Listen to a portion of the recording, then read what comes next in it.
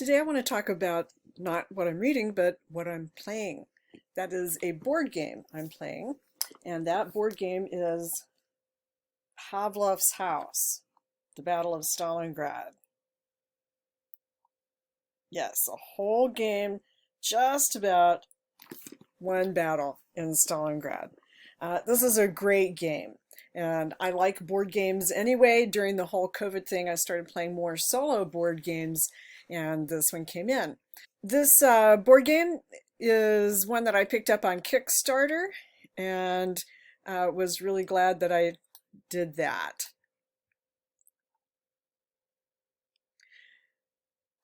This shows you some of the components. We'll look at a couple of those in a second. And there's just all kinds of information that comes along with this, which is really, really cool. The maker of the game, or the company that sells it, is Stone Valley Games. And you can go to that website and get a little bit more information on it. And there's also a good review here.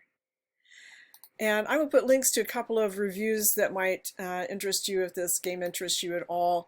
So there's a brief review here, which is one I wanted to pull up to show you because it gives you an idea of what the gameplay is like. And the really cool thing about this game is that it incorporates both the operational and the tactical level, and it does it based on what really happened in history. So it's designed for solo play, but you can play with 2 or 3 players as well. The rounds begin at the operational level with 62nd Army Headquarters here, the Soviet Army Headquarters, and various actions that are taken here, which include moving supplies across the Volga River, setting up anti-aircraft artillery guns, and setting up regular artillery as well, and then communications. So you draw cards that let you do that. Once those actions are taken, it moves to the German side of things. And there's a little arrow here, it shows you on this board where Pavlov's house is. So this is a closer in look from here.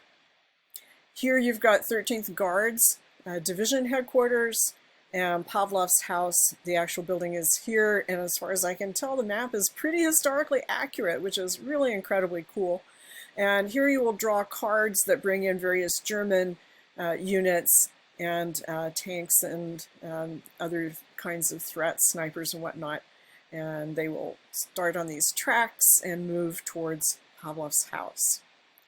Then the third round is actions taken at the tactical level by the occupants of Pavlov's house.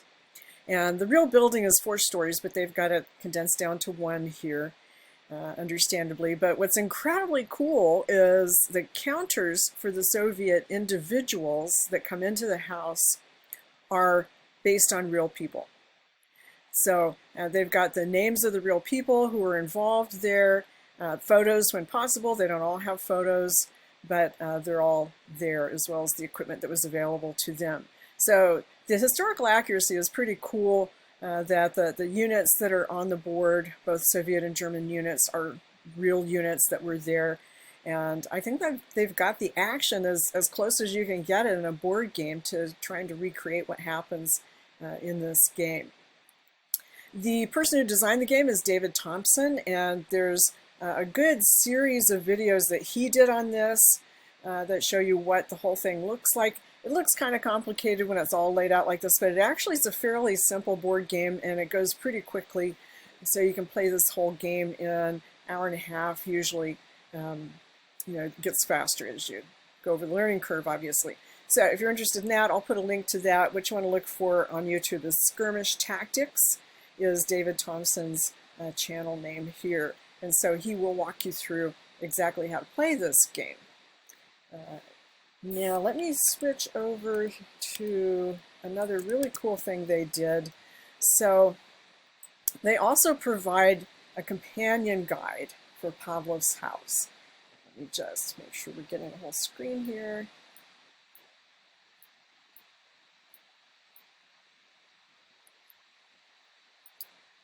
There we go.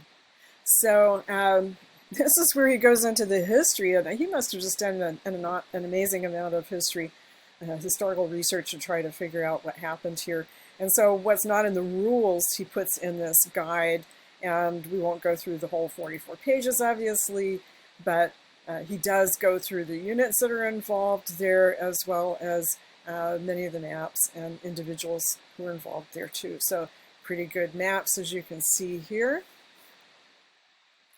And then a lot of information about what's going on, both background information on Operation Blue, what happens in the actual city. There's General Chuikov, commander of the 62nd Army. It was not a Guards Army yet at the time, and it's going to change its name, in fact, when it becomes a Guards unit. Radimtsev's division, and then it tells you a little bit more about Pavlov's house. So it's a great game, and I'm very impressed with what they've been able to do here in terms of providing fun gameplay that is just about as historically accurate as almost anything I've seen.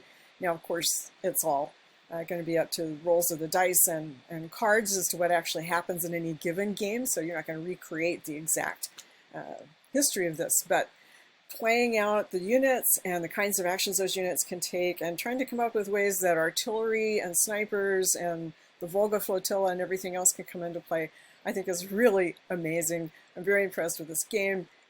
It's very interesting and a lot of fun, and I highly recommend it. Pavlov's House. That's what I'm playing. See you later.